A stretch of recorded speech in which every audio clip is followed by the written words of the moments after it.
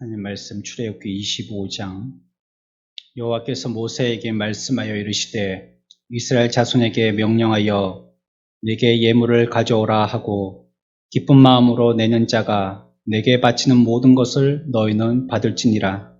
너희가 그들에게서 받을 예물은 이러하니 금과 은과 놋과 청색, 자색, 홍색 실과 가는 배실과 염소털과 붉은 물들인 순양의 가죽과 해달의 가죽과 조각목과 등유와 관유에 드는 향료와 분향할 향을 만들 향품과 호마노며 에봇과 흉패에 물릴 보석이니라. 내가 그들 중에 거할 성소를 그들이 나를 위하여 짓되 무릇 내가 내게 보이는 모양대로 장막을 짓고 기구들도 그 모양을 따라 지을지니라. 아멘. 우리 지난 시간까지는 율법에 대해서 공부를 했죠. 십계명에 대해서 배웠고 오늘은 좀 다른 주제로 이제 넘어가야 될 시간이 된 것 같습니다. 오늘 우리가 읽었던 이 25장에서는 이제부터 뭘 설명하고 있냐면 성소를 설명하고 있어요. 여러 가지 이름으로 불리는데요. 대표적인 이름이 성막, 성소라 할 수 있겠습니다. 출애굽기에서 그 뒤에 보면 이제 32장 또 34장 이런 데까지를 제외하면 25장 이후부터 해가지고 거의 마지막인 40장까지 해서요. 성막에 대해서 하나님이 이와 같이 하나님의 성소를 건설하는 것에 대해서 자세하게 묘사를 해놓고 있습니다. 거의 15장에 이르러서 성막, 성소 건설에 대해서 우리들에게 자세하게 얘기하고 있어요. 뒤에 가서도 다시 한번 우리가 생각해 보겠지만 우리가 모세가 시날산에서 하나님 앞에 40일 동안에 하나님의 율법을 받아 내려올 때 우리는 그냥 쉽게 생각할 때에 십계명이 포함되어 있는 율법을 받아 내려왔다. 이렇게만 생각하기가 쉽지만 성경을 자세히 읽어보면 그 가운데 내용에는요. 성소를 짓는, 성막을 짓는 시간까지 받아온 사실을 알 수가 있습니다. 그래서 모세는 시날산에서 하나님을 대면하고 내려올 때에 율법과 함께 성막을 짓는 것까지도 함께 청사진이라 할까요? 함께 들고 내려온 것을 우리들은 살펴보고 기억해야 합니다. 그런데 여기에는 중요한 주제가 숨겨져 있어요. 율법과 함께 왜 성막 짓는 것을 우리들에게 같이 동시에 가르쳐 그 시간에 함께 가지고 내려오도록 하였는지에 대해서 말이죠. 하나님이 할 말이 많으시겠지요. 우리들에게 쏟아내놓고 싶으신, 그리고 거기다가 어떻게 이렇게 기록적인 일을 할 수 있는 기회가 많지 않으셨잖아요. 지금까지는 말로 하셨죠. 어디에 글로 써서 우리들에게 나타내신 적이 없으셨잖아요. 이런 절호의 기회에 하나님이 우리를 보고 얼마나 할 말이 많겠습니까? 저는 가끔씩 우리 아이들과 얘기할 때 처음에 이 말을 해야지 하고 마음에 담아둔 주제가 있을 때가 있어요. 아무거나 가지고 얘기하지는 않잖아요.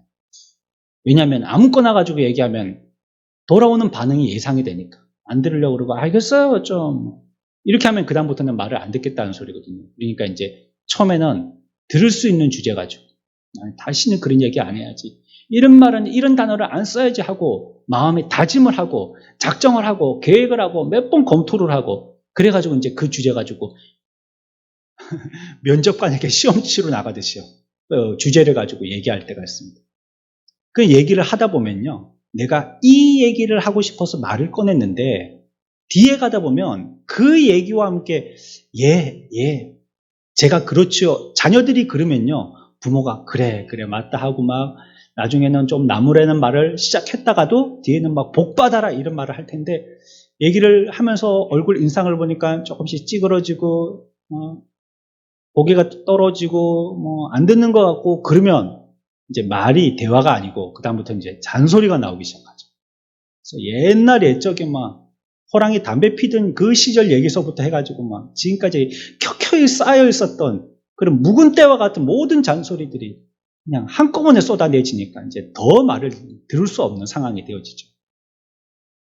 하나님이 우리에 대해서요, 자녀되어진 저와 여러분들을 보고 어떤 말씀들을 하고 싶으시겠어요? 과연 하나님은 우리에게 무슨 말을 그렇게 기록해서 딱 남기기를 원하셨을까요? 어떤 게 가장 간절하셨을까요?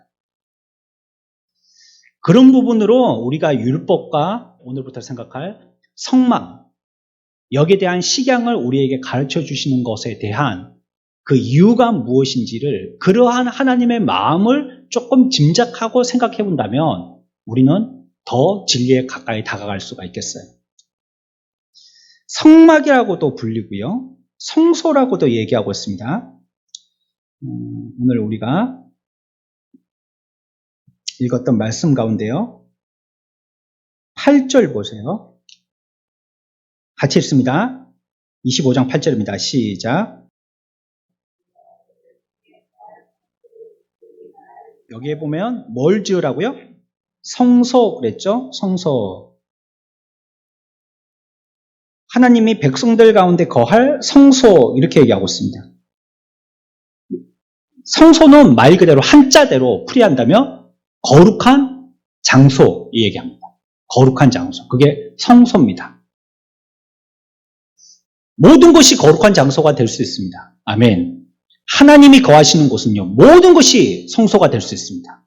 어떤 곳까지냐면 바울과 실라가 잡혀있던 저 침침하고 어두운 지하 감옥까지도 성소가 될 수 있습니다.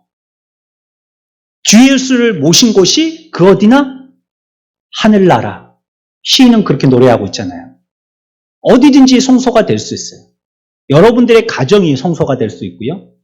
공부하는 학생들의 학교가 성소가 될 수 있고요. 싱크대 앞이 성소가 될 수 있고요. 직장의 컴퓨터 앞에, 모니터 앞에가 성소가 될 수 있습니다. 주님 거하시면 그곳이 성소죠. 근데 특별히 성소인데 성막을 짓게 우리들에게 말씀하셨습니다. 성소나 성막이나 의미로는 같은 것이다. 생각하시면 되겠어요. 헷갈려 하지 마시고요. 거룩한 장소, 하나님이 짓게 하시는, 하나님이 거하시는 그곳, 성막, 이렇게 얘기하고 있는 것입니다. 그 다음에 9절 같이 읽습니다. 시작.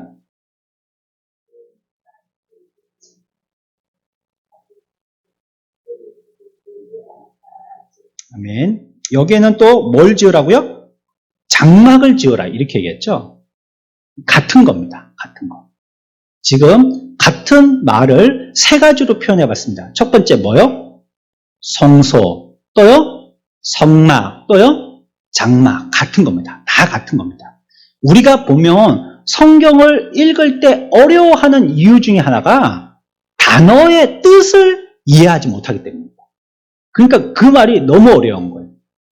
그런데 우리가 지난주에 제가 목회하고 처음 설교하면서 여러분들과 함께 읽는 번역판 중에서 쉬운 성경을 한번 꺼내서 읽어봤어요. 그런데 우리의 느낌으로 와닿는 데에는 그게 빠르긴 빠르더라고요. 빨라. 사람들이 지금 슬퍼서 저주 가운데 있는데 그들은 뭐하고 있었다고 그랬어요? 즐거워하고 있었다 했거든요. 그걸 어려운 말로 써놓으면요, 저게 뭔 말인지, 지금 하나님이 감정이 어떠하시다는 건지, 우리를 보고 어떤 느낌을 갖고 계신다는지 잘 모르겠는데, 아니, 우리가 내일 모레 재판받고 처형에 처해질 몸인데도 우리들은 좋아서 즐거워한다. 이렇게 쉽게 써놓으니까요, 금방 느낌으로 와닿더라고요. 그래서 그 단어의 뜻이 무엇인지 처음에 성경을 읽고 해석할 때 해야 될 작업의 1번이 그겁니다. 뜻이 무엇인지, 성경의 뜻이, 정확한 뜻이 무엇인지 그걸 아는 것입니다. 그래서 여기에 나와 있는 장막도 앞에서 위에서 얘기했던 두 번에 걸쳐 성막과 성소라고 얘기했던 내용과 같은 걸 얘기합니다. 같은 걸 얘기합니다. 장막. 읽지는 않았지만요. 27장 가볼까요? 21절. 출애굽기 27장 21절. 같이 읽습니다. 시작.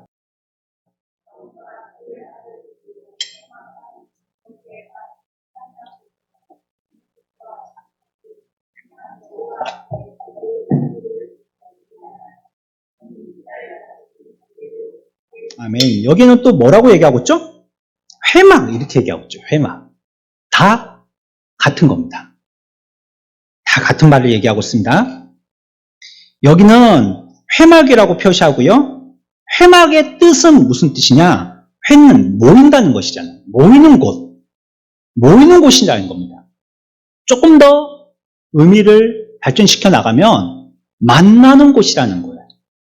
우리 창원에도 보면 저기 스포츠 센터 있는 데 있죠? 스포츠 센터 한가운데 그 트레비앙 아파트 맞은편에 말이죠.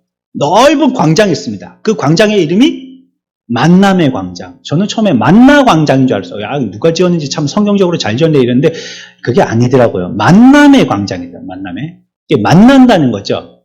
거기 가보면 자전거도 타고 인라인 스케이트도 타고 그렇게 하는 데인데 지금은 다 못하고 선별 진료소가 있고 그렇죠? 지금 그렇습니다. 만남의 장소. 그 뜻이 바로 회막이라는 뜻입니다. 만남의 장소. 만남의 광장. 이게 회막이다. 그런데 앞에서 얘기했던 말하고는 다 같은 의미다는 것입니다. 누구하고 만나요? 거기서. 보통 공원에서는 누구 만납니까? 안 만나보셨어요? 네?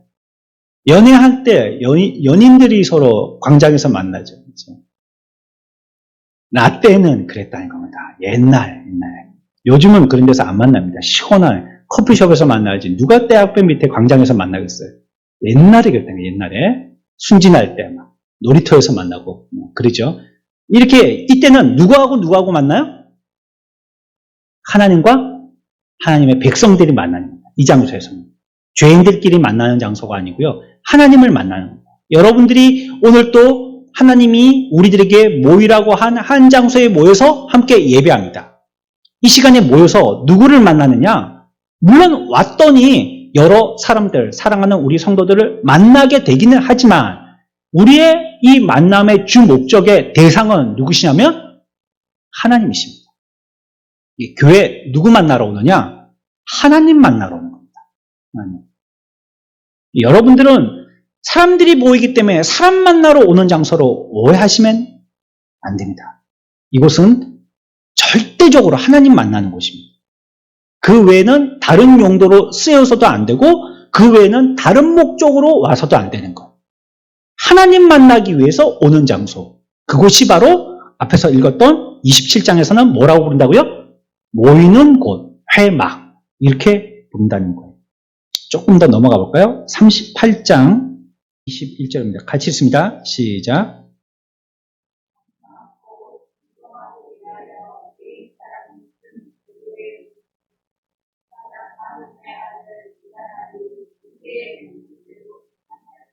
또 다른 식의 표현이 나오죠. 여기서도. 그렇죠? 여기서는 뭐라고 불렀어요? 성막, 즉 증거막 이렇게 했습니다. 그러니까 지금 같은 내용을 5개의 표현으로 달리 설명하고 있습니다. 아시겠습니까? 한번 정리해 볼까요? 첫 번째는 뭐요? 성소, 또요? 성막, 또요? 장막, 또요? 회막, 또요? 증거막. 순서야 어떻든 괜찮습니다. 우리가 금방 성경에서 찾아봤더니 이렇게 부르고 저렇게 부르는데 조금씩 거기서 얘기하는 단어의 의미가 조금씩 다르긴 해도 그 단어는 하나의 뜻을 가지고 같은 걸 얘기하고 있는 거예요. 뭘 얘기해도 나머지 4가지를 같이 포함해서 설명하고 있다. 이렇게 여러분들이 이해하시면 되겠습니다. 증거막이라고 했습니다. 증거는 우리가 알고 있는 대로 증거한다, 증인할 때 그 증거 얘기하는 겁니다.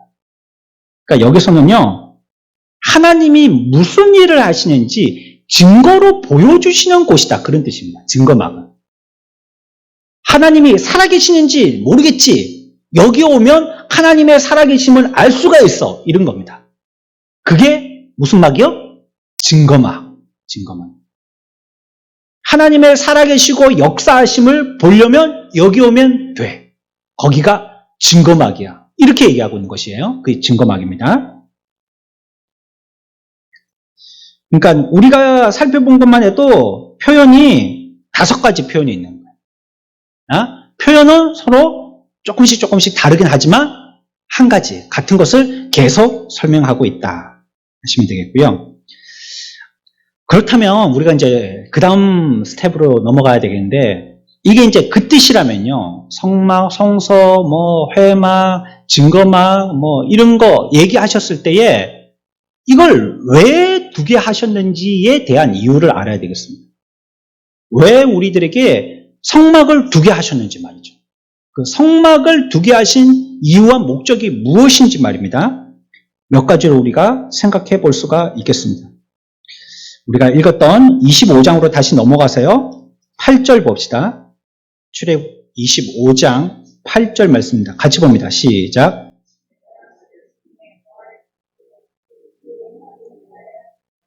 아멘. 쉽죠? 답이 들어있습니다. 우리 8월 넷째 주에 말씀 되새김 성경 퀴즈에 있습니다. 그렇죠? 그때도 여러분들이 잘 준비하시기 바랍니다. 저 때 주보에 한번 광고가 나갔으니까요.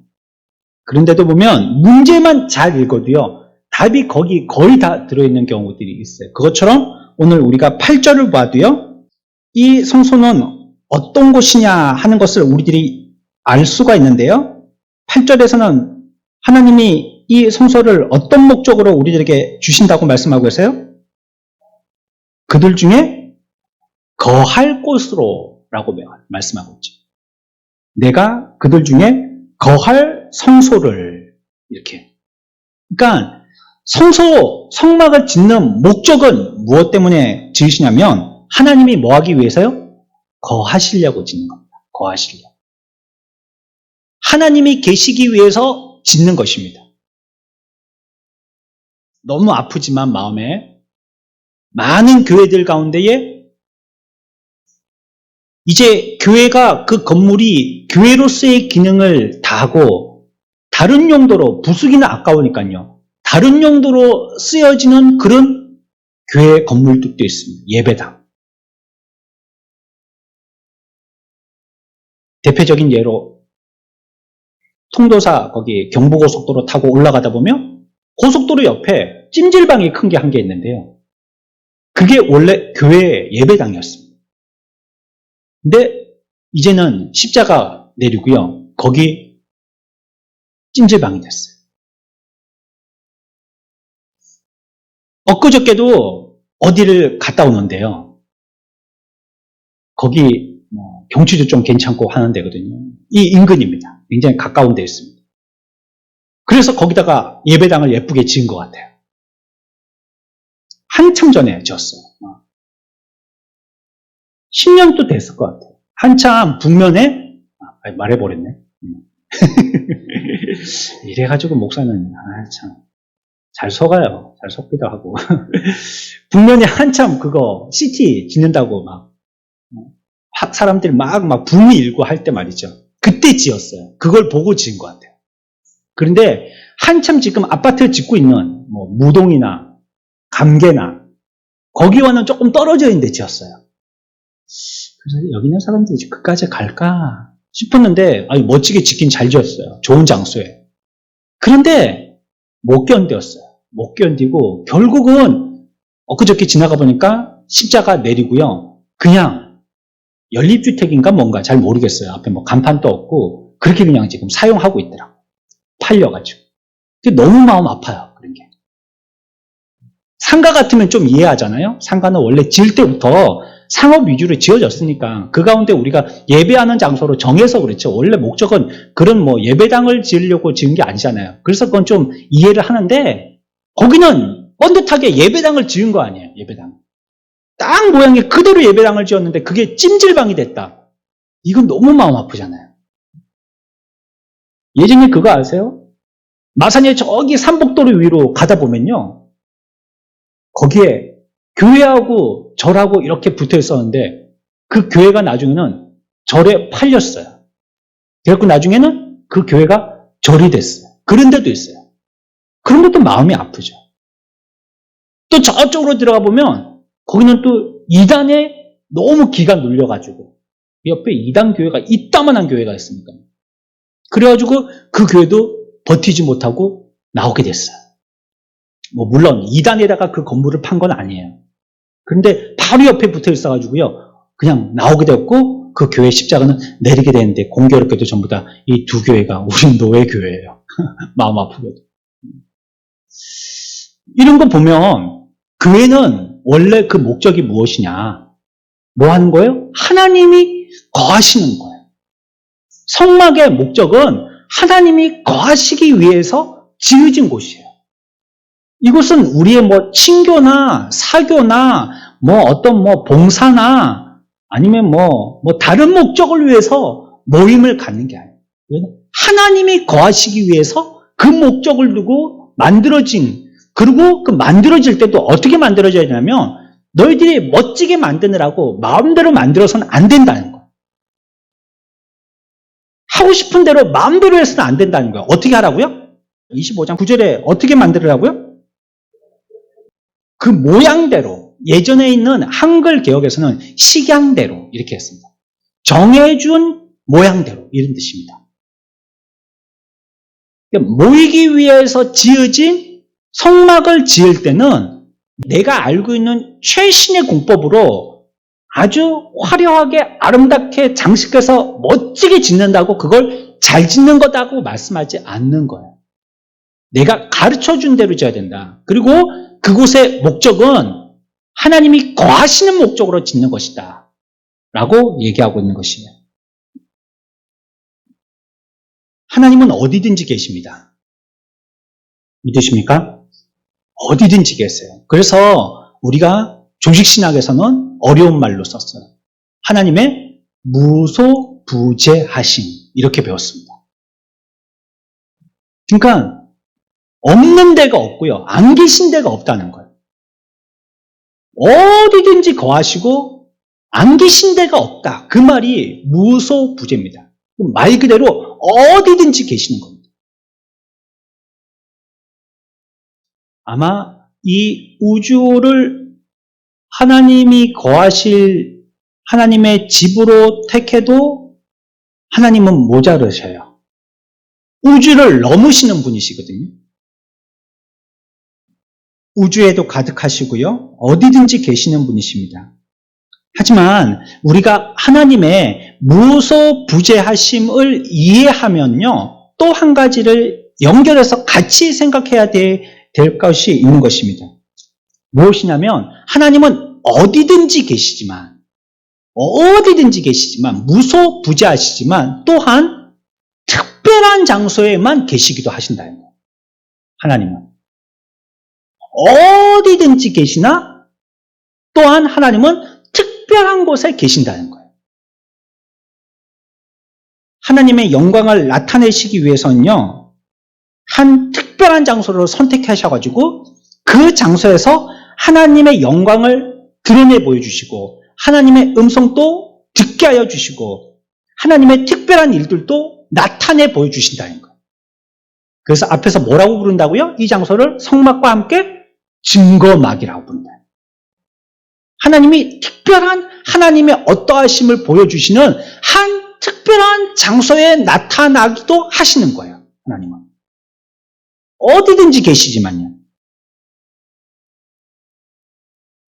그래서 이걸 좀 어려운 말로 신학에서는 뭐라고 부르냐면 하나님의 초월하심과 하나님의 내재하심이다, 이렇게 불러요.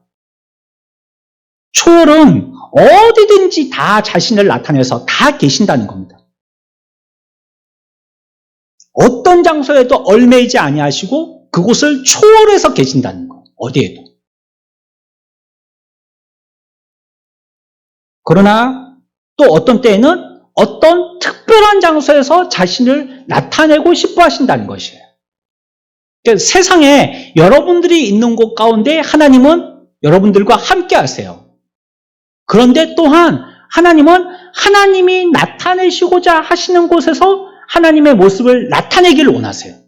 오늘날로 치면 예배당처럼 말이죠. 하나님은 너무 크셔서 우주도 담을 수 없고요. 하지만 하나님은 너무 작으시기 때문에 내 안에도 계실 수 있는 분이다. 이렇게 설명할 수가 있겠어요. 그래서 여기서는 우리가 하나님의 초월하심, 초월성. 그러나 우리 가운데 계시는 하나님의 내재성. 하나님이 특별하게 하나님을 나타내 보여주시려고 하시는 곳에서 특별하게 주님이 나타내시려고 하시는 그런 이 내재성을 동시에 표현하고 있다. 우리는 이해해야 하겠어요. 하늘도 감당할 수 없는 분이시지만 놀랍게도 우리 안에도 계실 수 있는 분인 것입니다. 또 지상에도 어떤 특별한 장소를 정하셔서요. 그곳에서도 임재하시기를 기뻐하시는 하나님이십니다. 이런 목적에서 지상에 한 특별한 장소를 정하셔가지고요. 하나님의 이제 그곳에 있기를 원하시는 그런 하나님의 뜻들을 내보여주시는 첫 번째 장소가 오늘 우리가 보았던 성막이다. 할 수가 있겠어요. 우리에게 일러주셨던 성막이 그런 용도로 이제 사용될 것을 우리들에게 말씀하신 것입니다. 그러니까 성막이 왜 필요하냐? 성막이 필요한 이유가 무엇이냐 과연? 이라고 묻는다면 우리들은 금방 읽었던 8절의 말씀에서 그 정답을 찾아볼 수가 있겠습니다. 첫 번째는 성막이 필요한 이유는 뭐 때문에요? 하나님이 자기 나타내시려고, 거기에 거하시려고. 그래서 성막이 필요한 것입니다. 또 한 가지 이유를 찾아볼까요? 이제 성막에 대한 유용성, 성막이 우리들에게 하나님의 어떤 목적으로 주시는지에 대해서 우리가 그 이유를 잘 이해해야지만 그 성막의 가치를 우리들은 알게 되어집니다. 예를 들어서요. 오늘 현대의 교회 예배당 있죠. 하나님이 이 예배당을 어떻게 생각하시는지에 대해서 우리가 신학적인 개념이 없으면요. 이 장소를 아무렇게나 쓰게 됩니다. 아무렇게나.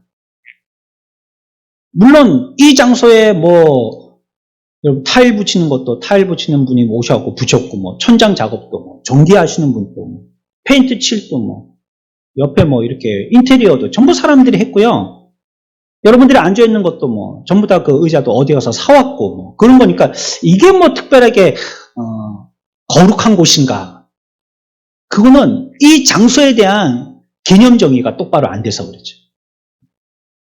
그냥 우리가 돈 주고 사가지고 가구 들이고 페인트 칠하고 설치하고 해가지고 이곳에서 그냥 우리끼리 같은 뜻을 가지고 있는 사람들끼리 성경 펼쳐가지고 이거는 그냥 깍두기처럼 그냥 반찬 재료고 우리끼리 그냥 같이 친교하고 위로해주고 기도할게요 하면서 그냥 같이 얘기나 하고 그냥 집에 돌아가고 이렇게 되어진다면 하나님이 우리에게 목적하신 예배당으로서의 목적을 상실하고 마는 겁니다. 하나님이 이 성막을 주신 다음에 우리가 살펴봐야 될 이유는요. 하나님께서 죄인들을 만나시기 위해서 이 성막을 필요로 하신 겁니다. 성막을 두신 이유는 죄인들을 만나기 위해서입니다. 하나님이 거하시기 위해서라고 우리가 첫 번째로 얘기했지만 또한 하나님께서 죄인들을 만나시기 위해서요. 사실은 만나 주시려고 오신 것이죠.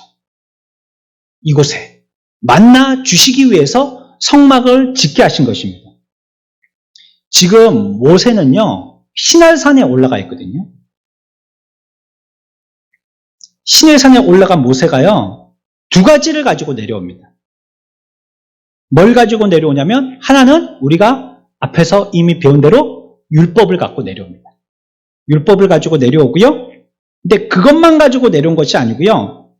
십계명을 포함한 율법을 가지고 내려오면서 또 한 가지는 성막에 관계되어 있는 설계도를 같이 갖고 내려오는 거예요.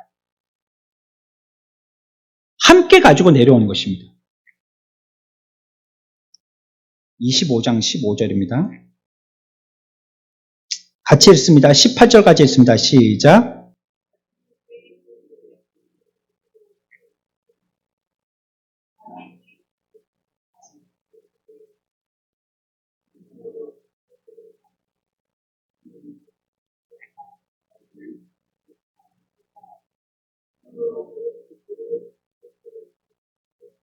아멘. 이렇게 얘기하고 있죠. 그러니까 이제 신의 산에서 내려오면서 무엇을 어떻게 만들어야 될지 증거계에 대해서 지금 얘기를 하고 계시고요. 이걸 갖다가 모세는 40일 동안 시내산에 있으면서 얘기를 듣게 되어집니다. 그래서 이제는 이거 너희들이 갖고 가서 이것 가지고 너희들이 이런 모양대로 만들어야 된다. 이런 센치, 이런 포, 이런 넓이, 이런 길이대로 그대로 만들어야 된다. 이렇게 말씀하시고요. 그 다음에 이제 앞으로 갑니다. 25장 1절, 2절입니다. 시작.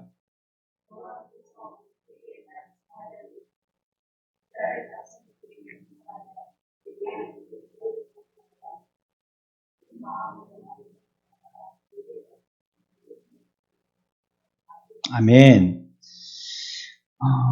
이제 이런 것들을 너희들이 준비해서 하나님께 바칠 때는 이렇게 바쳐라. 그럴 때 너희들이 가지고 와서, 너희들이 준비해 와서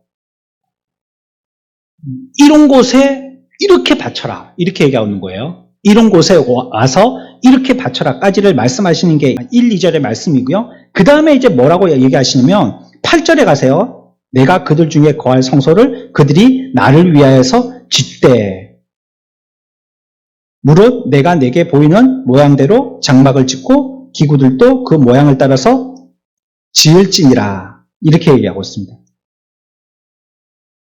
이제 내가 너희들에게 보여준 그 모양 그대로로 해가지고 너희들이 그걸 가지고 이제 지어야 할 것이다. 하나님 앞에 무엇인가를 가지고 올 때 이곳에 이렇게 갖고 오고 그곳에 갖고 올 때는 내가 가르쳐준 어떤 모양대로 만들어져 있는 그곳에서 와서 그것을 하나님 앞에 바쳐야 될 것이다. 이렇게 얘기하고 있는 것입니다. 설계도에 하나님의 성막에 대한 이와 같은 설명들이 없었다면 그저 우리들에게 그저 하나님이 모세를 통해서 율법만을 주셨더라면 이런 설명이 사실은 조금 필요 없을 테고 그렇다면 우리의 미래는 어떻게 될지 조금 사실은 암담한 겁니다. 우리가 앞에 율법과 십계명을 설명할 때 같이 한번 생각해 본 게 있어요. 율법 그리고 십계명 우리들에게 주셨어요. 그런데 그거 사람들이 하나님이 그렇게 우리들에게 복이 되라고 주신 거라 했잖아요. 그걸 주셨는데 우리들이 그걸 복으로 여기고 지켰어요? 안 지켰어요? 안 지켰습니다. 율법이라는 율법, 계명이라는 계명은 철저하게 다 깨부쉈습니다. 그게 인간들입니다. 그러니까 사람들에게 복으로 주신 것들을요, 우리가 다 쉬운 말로 발로 차버린 거예요. 자, 그러면 하나님이 우리와 좋은 관계를 맺게 하려고, 좋은 관계를 맺으시려고 그와 같이 우리에게 이와 같은 큰 율법의 복을 우리들에게 허락해 주셨는데 우리가 결론적으로는 그걸 다 깨버렸어요. 그러면 이제 하나님과의 관계는 어떻게 될까요? 그들이 율법을 깬 것과 마찬가지로 다 깨져버리죠. 그 관계가 깨져버리는 겁니다. 그러면 하나님이 주신 율법대로 살지 못한 인간들이 하나님의 율법을 깨고 하나님과 원수 관계가 되고 말겠죠. 그러면 그 유대인이든지 영적인 유대인인 저와 여러분이든지 율법을 모두 다 깨서 범죄하게 되었으니까 율법의 말씀대로 우리들은 모두 다 처형에 해당되는 자가 되는 겁니다. 그러면 이제 더 이상 우리들에게 소망과 희망은 없는 거예요. 아무것도 할 방법이 없는 겁니다. 그런데 왜 하나님께서 거할 이와 같이 어떻게 만나고 어떻게 내고 어떤 모양으로 짓고 한 이와 같은 성막을 따로 짓도록 설계도를 우리들에게 주셨냐면 하나님은 그걸 이미 알고 계신 거예요. 우리들은 완전한 하나님 같지 않아서 하나님이 우리들에게 완전하라고 주신 율법을 다 지킬 만한 힘이 없다는 걸 아셨어요. 아니나 다를까 인간들은 다 깼어요. 소망이 없는 자가 되어졌어요. 지옥만이 기다릴 수밖에 없었었는데 그런데 이 죄인들을 구원하기 위해서 하나님이 다시 살 방법으로 우리들에게 모색해낸 방법이 바로 성막이라는 것입니다. 성막은 뭘 위해서 만들어졌다고요? 두 번째 이유는요, 죄인들을 만나기 위해서입니다. 죄인은 언제 규정되어졌느냐? 첫 번째 율법을 깨면서부터 우리들은 죄인인 줄 알게 됐습니다. 그리고 그 율법을 볼 때, 마치 내 모습이 어떤지 거울을 비춰보면 환하게 알 수 있잖아요. 내가 어떤지 율법을 통해서 알게 된 것입니다. 내가 죄인이구나. 이렇게 율법은 가까이 갈 수 없는, 너무 하늘과 땅 차이, 나하고는 갭이 크구나. 나는 이제 천국 갈 수 없는, 소망도 희망도 없는 자구나. 한 처참한 가운데 있는 인간들에게. 그러나 구원받을 방법이 한 개 있는데 그게 뭐냐? 성막에 오면 구원받을 수 있다를 가르쳐 준 거예요. 누구를 상징하는 것이냐? 바로 예수 그리스도를 상징하는 겁니다. 성막은 예수 그리스도를 얘기하는 겁니다. 죄로 말미암아 하나님과 단절되어진 자, 율법으로 완전히 하나님과 절교되어진 자들이 다시 한번 기회를 얻고 하나님의 은혜 가운데 하나님을 만날 수 있는 곳으로 하나님의 우리들에게 베풀어 주신 장소, 그곳이 바로 성막입니다. 성막은 왜 주셨느냐? 죄인을 만나기 위해서입니다. 죄인들을 만나시려고 성막을 우리들에게 허락하신 겁니다. 이 은혜를 생각하면서 우리가 하나님 앞에 오게 되어지는 것을 하나님께 날마다 감사하는 저와 여러분들의 삶이 되시기를 축원합니다.